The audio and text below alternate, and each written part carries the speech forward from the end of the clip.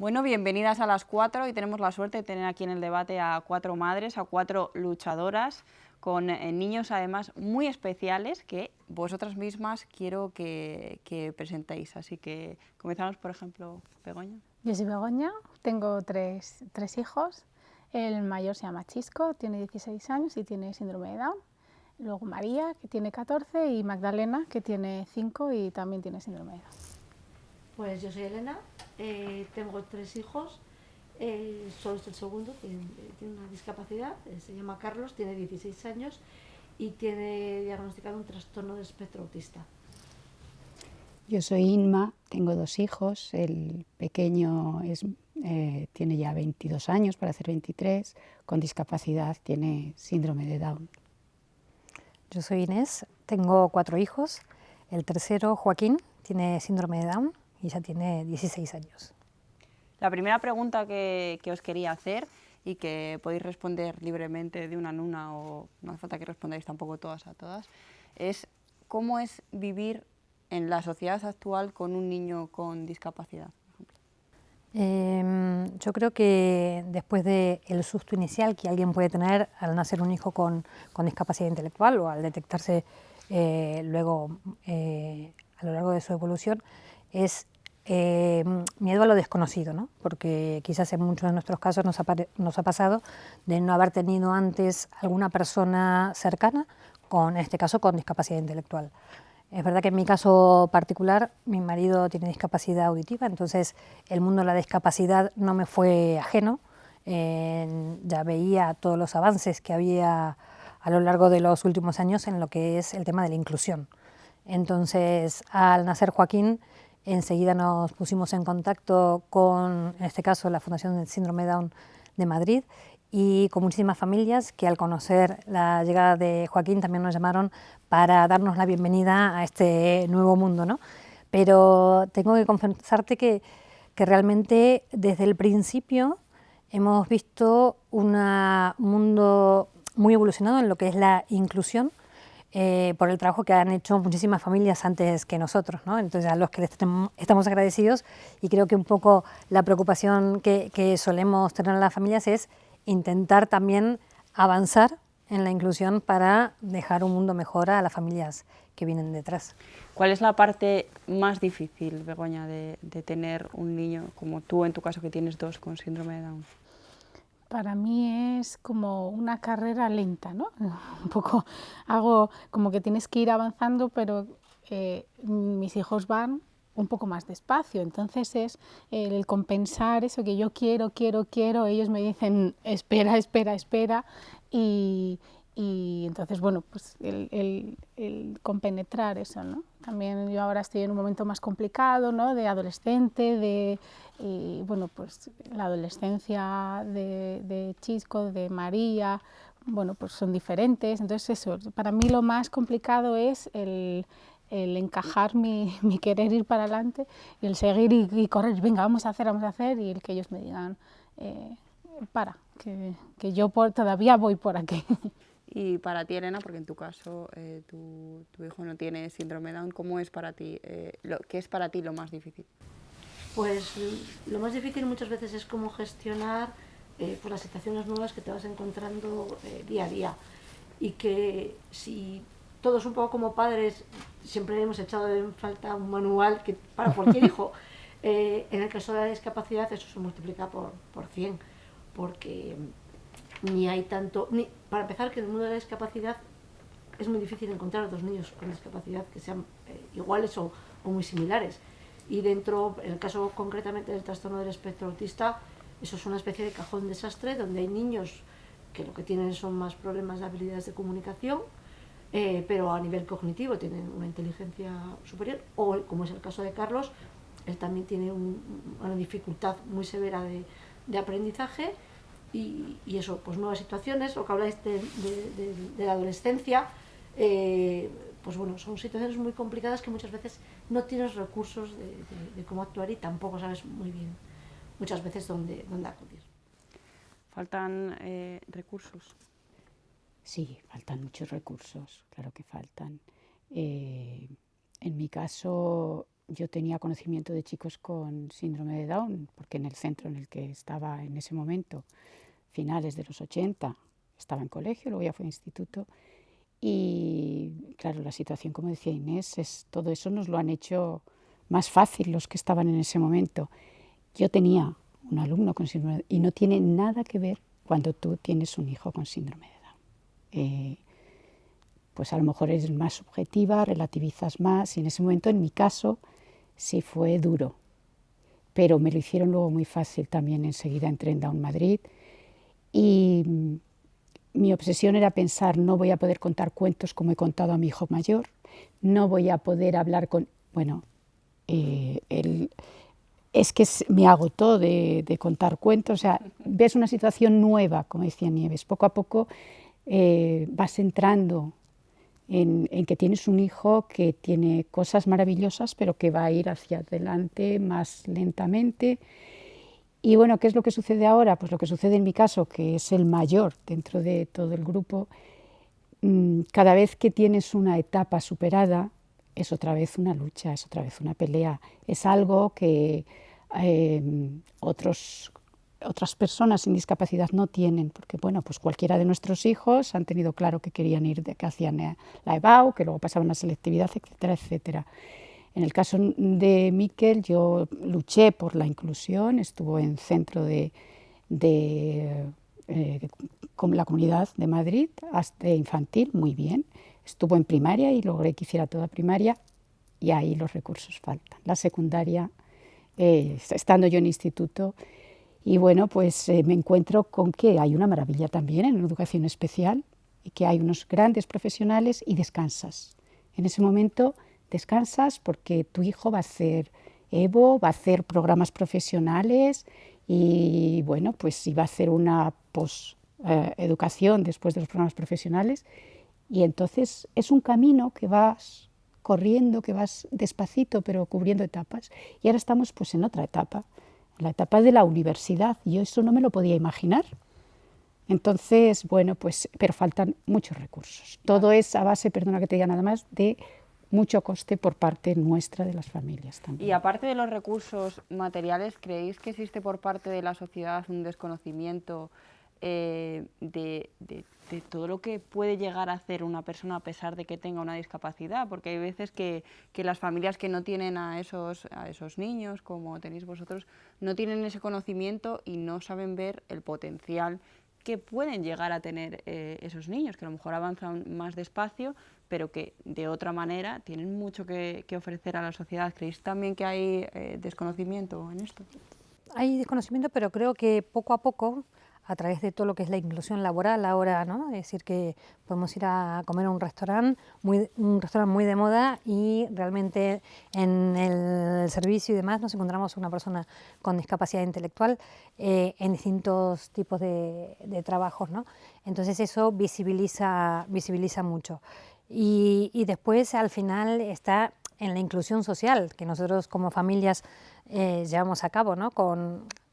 A nosotros la llegada de Joaquín no nos ha modificado nada los planes familiares, ni de vacaciones, ni de proyectos familiares que podamos tener. Entonces, tú vas a la playa de la misma manera que digamos, con el resto de los hijos, no haces ninguna diferencia y normalizas, ¿no? la situación. Entonces, creo que la inclusión social es cada día mayor, ¿no? La autonomía, cómo se trabaja muchísimo en los coles de educación especial, en toda la etapa de transición a la vida adulta, justamente la formación y la educación está orientada a fomentar esa autonomía. Entonces, hoy no es raro y podemos convivir, digamos, y vemos todos los días en el transporte público adolescentes y jóvenes con discapacidad intelectual que se manejan de manera autónoma, solos, van o del colegio a su casa o a hacer deporte. Entonces, creo que los distintos pasos que se han ido dando hacen que hoy la inclusión social sea una realidad.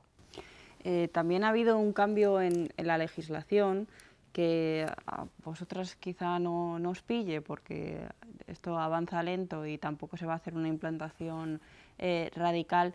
¿Cómo os afectaría si estuvieseis en otro momento, por ejemplo, Begoña? Pues yo creo que yo lo veo como un reto social, ¿no? Para mí es, si estamos dispuestos, ¿estamos dispuestos a convivir con la discapacidad? ¿No? Sería la pregunta.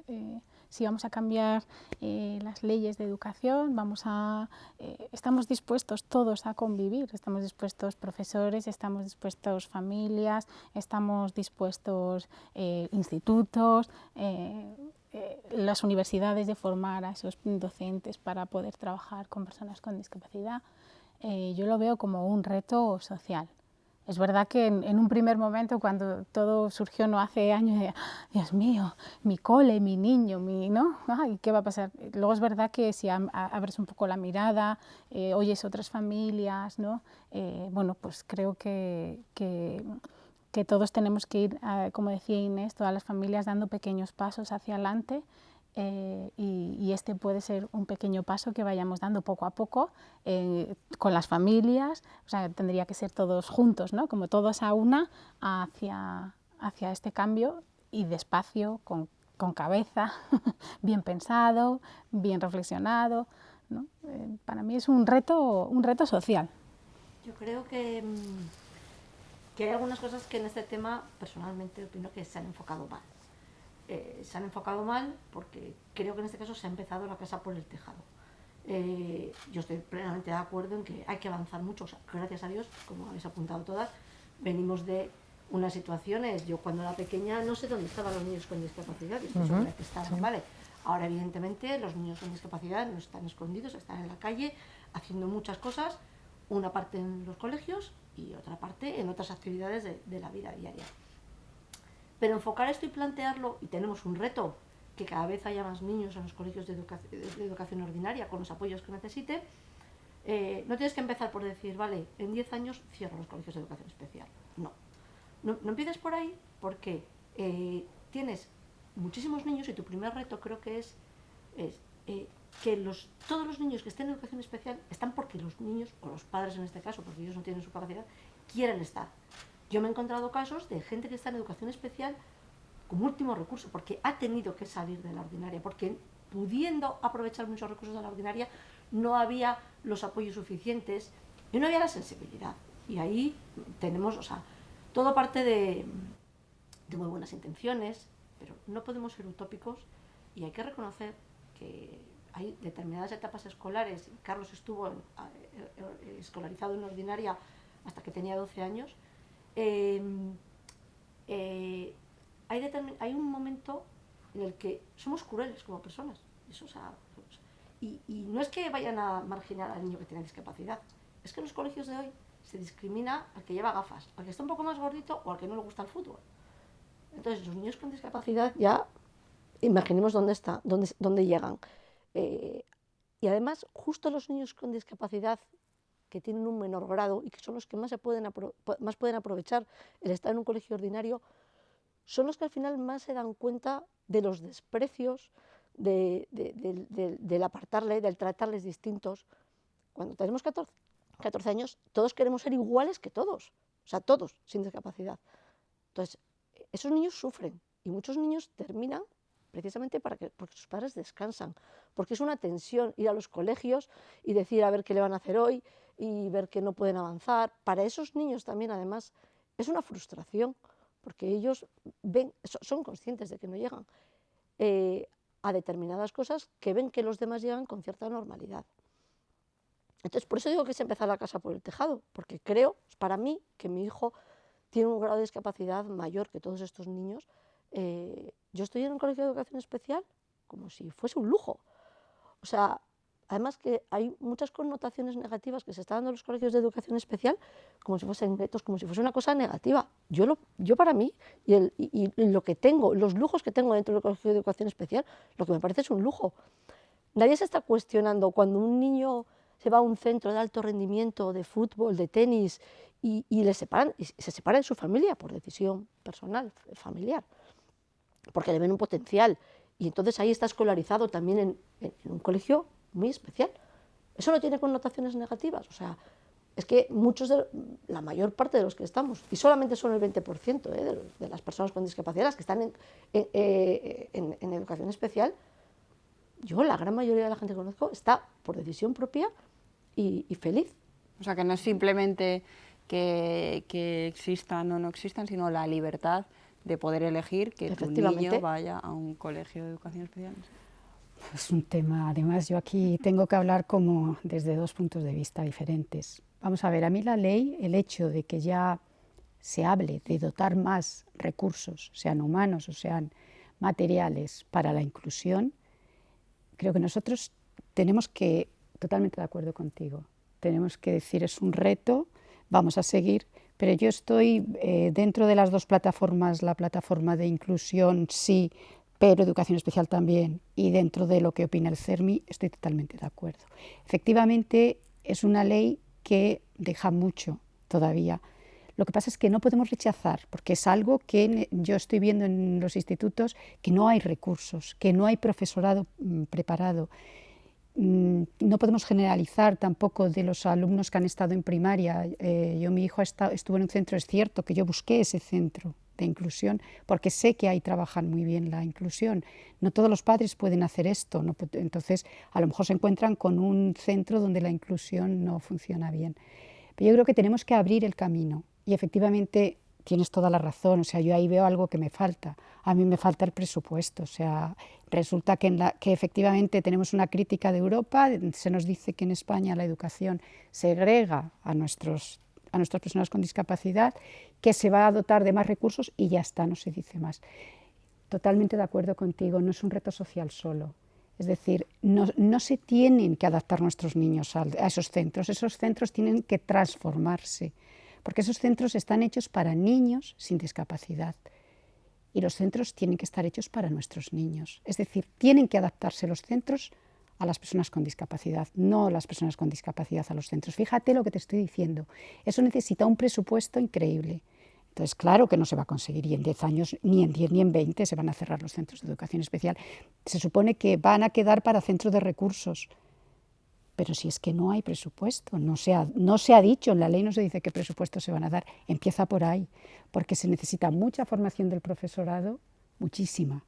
Vamos a ver, ha habido ahora un proyecto que ha salido adelante con mucho dinero, que es el que nuestros niños, por desgracia, bueno, pues se han sentido un poquito perjudicados con la historia de centros donde había bilingüismo que no podían entrar ellos. Pero ahí se ha formado a muchos profesores, se han ido fuera, porque yo eso lo he vivido, vienen muchísimos profesores bilingües para trabajar con estos niños. Se tiene que hacer lo mismo con los niños con discapacidad, es que no son de segunda, es que tienen pleno derechos. No es un derecho, es un objetivo el que persigue esta ley. Tienen que plantearlo como derecho, porque si se plantea como derecho, podemos pelearlo. Si se plantea como objetivo, no. Y es que esto es derechos lo que tienen que tener. Pero en presupuesto. Esta ley, yo lo que he hecho en falta es que se valore la educación especial como modalidad educativa. También. Está perfilada como allí van los que no pueden estar en una escuela ordinaria, cuando en realidad rescato la idea de Elena, es decir, nosotros en el caso de Joaquín, luego de haber estado en la escuela infantil, luego en una escuela ordinaria hasta tercer grado, luego en aulas específicas en un entorno ordinario, hemos elegido que este colegio de educación especial, el colegio Cambrils, porque creemos que el colegio de educación especial es inclusivo en tanto y en cuanto lo forma para la inclusión social, que es en definitiva el objetivo último que tenemos nosotros para nuestros hijos. Entonces, es verdad que tiene la etiqueta de especial, pero ¿qué significa ese especial, ¿no? Es decir, todas las acciones y formaciones y demás están orientadas a que en el día de mañana pueda tener una inclusión en la sociedad y gozar de pleno derecho como el resto de nuestros hijos. Y además te hablo de toda mi pasión por la inclusión en educación y tengo a mi hijo en educación especial. ¿Pero por qué? Porque efectivamente lo que decíamos, optas por algo que crees que le va mejor a él. Mi hijo en un instituto, el segundo día lo tendría, vamos, no se me planteó. A lo mejor si os hubiesen escuchado antes, ¿no? Vosotras sois las que tenéis la experiencia, tanto no solamente ahora, sino en gobiernos anteriores, en ocasiones anteriores, si os ha escuchado a las familias con niños que necesitan educación especial. Yo creo que poco, ¿no? También es verdad, y ahí hago una autocrítica, ¿no? Que creo que a veces hemos dado como la cara de, no, yo con que mi niño sea feliz, yo ya, eso es, para mí es suficiente, y no es así. Yo quiero que mi hijo sea feliz, pero mi hijo va a un cole de educación especial donde está leyendo, sumando, multiplicando, aprendiendo cada día un montón de cosas, haciendo un montón de esfuerzos diarios por aprender, por leer, que a veces no le hemos dado la importancia al colegio de educación especial. Un colegio de educación especial está con profesionales preparadísimos, con un equipo multidisciplinar, o sea, que están preparados para dar educación a nuestros hijos, no para cuidar a nuestros hijos, no para que nuestros hijos sean solo felices. Mi hijo es feliz en casa, con sus amigos, y al cole va a estudiar, Y a quiere trabajar, aprender. y quiere aprender. Y esa es la manera también de inclusión. Claro, entonces creo que ahí también no hemos dado la importancia suficiente a los colegios de educación especial, no los hemos empoderado lo suficiente como para decir, no, no, es que son colegios La de validez calidad. que tiene de por sí el Claro, colegio de son educación colegios especial. de calidad donde las personas con discapacidad no van a pasar el rato ni a que los cuiden, sino van a aprender, a aprender cosas valiosas, a prepararse para la vida que después llega. Entonces, ahí, ¿no? Pues, Claro, con grandes profesionales, o sea, Sí. los profesionales dedicados a la discapacidad están ahí, no están en y los que centros tenemos mucho que familiares. enseñar afuera, ¿no? También, ¿no? ¿no? Y que buscan la excelencia académica Eso con es. sus adaptaciones curriculares, pero en realidad los colegios de educación especial, un poco lo decía Exigen. Begoña, es decir, exigen mucho. muchísimo. Los profesionales trabajan de una manera súper coordinada. La formación de nuestros hijos es integral.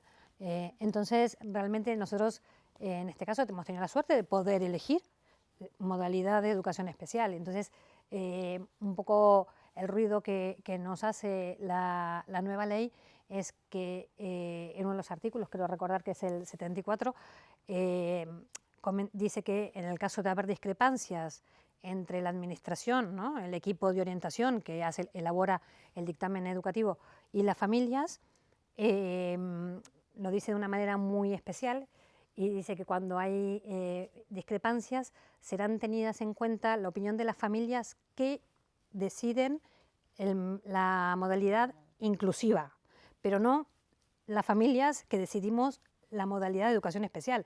Entonces, hay muchísimas familias que nos quedamos fuera. Es decir, entonces, ¿qué es lo que va a suceder? Un poco leyendo, ¿no?, la ley es, si hay discrepancias en la administración, el equipo de orientación considera que tiene que ir a un colegio de educación especial, la familia quiere un colegio ordinario, va a prevalecer la familia colegio ordinario.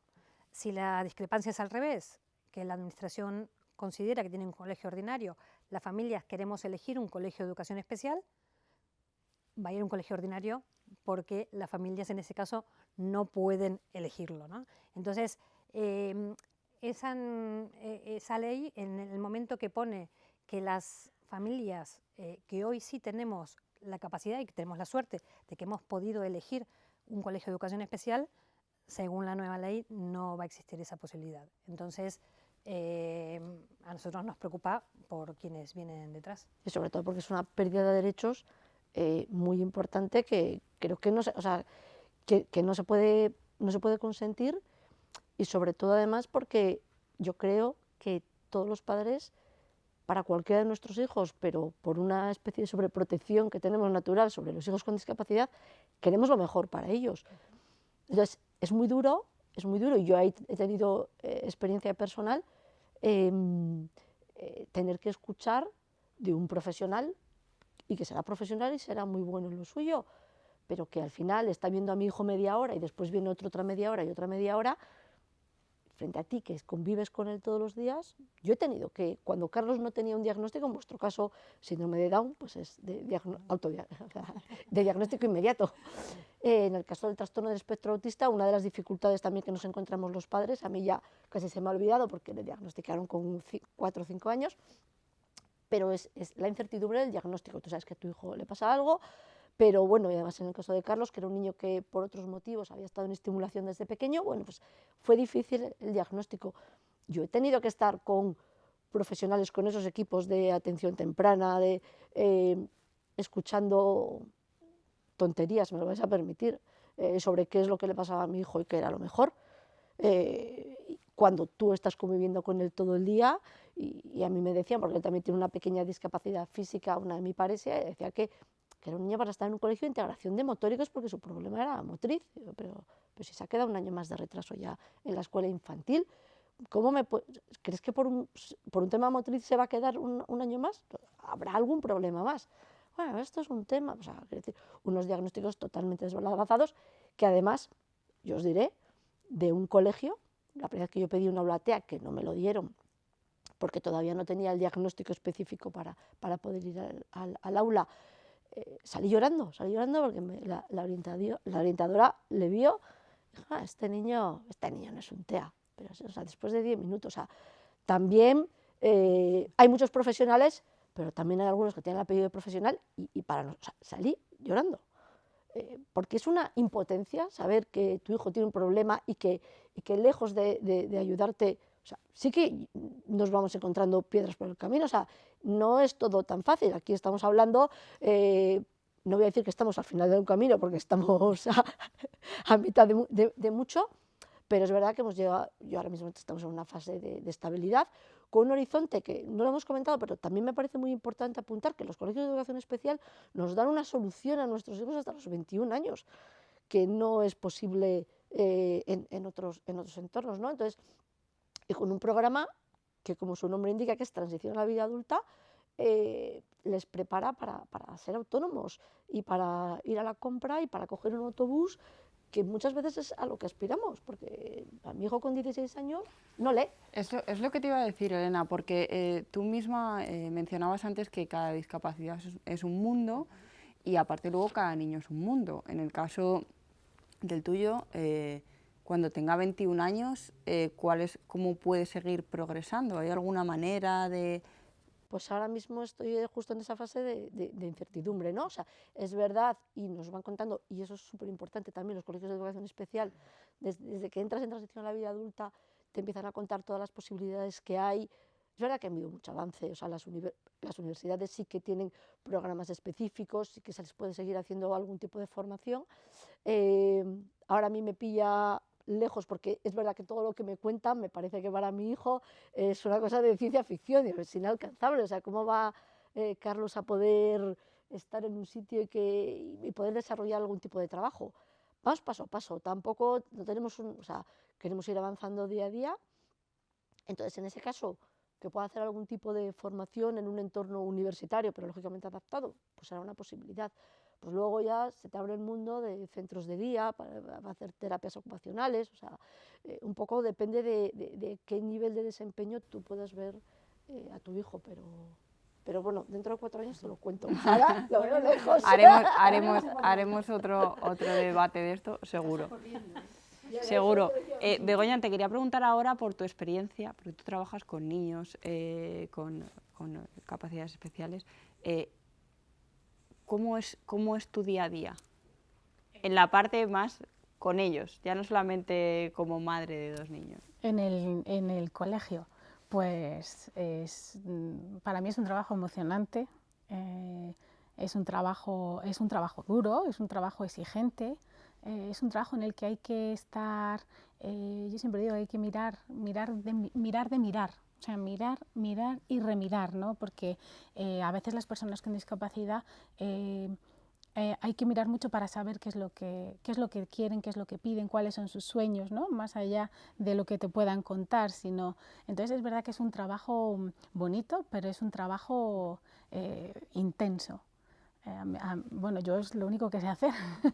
Desde los 18 años llevo trabajando en esto. Que es muchísimo. Sí, son muchos años y cada vez que voy teniendo más años voy pensando que sé menos, ¿no? Porque trabajar con personas y con personas con discapacidad, como decía ella, son todas únicas. Entonces, pues cada año, cada curso, cada persona es diferente y hay que mirar y remirar para ver cuáles son sus sueños, cuáles son sus deseos, qué necesita aprender, la familia qué opina, ¿no? Está el alumno, la familia, están el resto de profesionales que trabajan, los hermanos, los abuelos. O sea, es como ver a la persona en el centro, pero con todos los apoyos que tiene alrededor, cómo hacemos, ¿no? Cómo quiere él, en realidad él quiere esto, tú como madre quieres esto, cómo lo conjugamos, ¿no? Bueno, es un trabajo bonito. Creo que es un trabajo... ¿Cómo nos enseñáis que tenemos que estar centrados en Bueno, ellos, que va. en la persona, Sí. que son ellos los que tienen que Ellos son los decidir y no protagonistas, los nosotros? importantes. Entonces, también es un trabajo en el que constantemente, ¿no?, estamos reflexionando sobre lo que hacemos, ¿no? Qué estamos haciendo bien, qué estamos haciendo mal, esto lo hemos hecho así, ¿no? Yo lo digo mucho que yo no sé trabajar sola. En mi cole yo no sé trabajar, no podría trabajar sola porque estamos constantemente con el feedback de los demás, cómo hacemos, qué podemos hacer, qué podemos vivir. Pero es verdad que es un trabajo intenso porque el querer apoyar a una persona para que saque todo lo que necesita, todo lo que quiere, todo lo que desea, es un trabajo muy bonito, pero es complicado. ¿Y crees que debido a esa complicación que comentabas, ese mismo trabajo se puede hacer en un colegio que no sea de educación especial? Yo creo que con muchísimos apoyos, sí, pero con muchísimos apoyos. Es verdad que, por ejemplo, ahora están las aulas estables, ¿no? Yo siempre decía, mi idea era, ¿por qué vamos a cerrar un cole? Pues vamos a ir sacando pequeñas aulas de los coles, ¿no? Las aulas estables son un aula del cole de educación especial que va a un cole ordinario. Toda el aula, todos los amigos de su clase se van allí con su profesor de educación especial. Entonces, si ese cole está en un cole ordinario, ¿no?, es como va sembrando. Ese profe enseña a los demás profes poco a poco cómo hace, qué recursos, qué creatividad tiene, ¿no? Entonces vamos a ir sembrando poquito a poco, ¿no?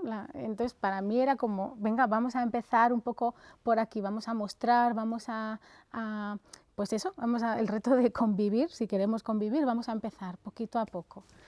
Ya para terminar, que además sé que estáis todas muy, muy liadas y tenéis muchas cosas que hacer y no os quiero entretener más, me gustaría que cada una de vosotras hiciese un alegato final o dijese algo que quiere tener la oportunidad de decirlo, porque esta es vuestra oportunidad. Ya sabéis que siempre seréis bienvenidas al debate y os lo digo de verdad de corazón.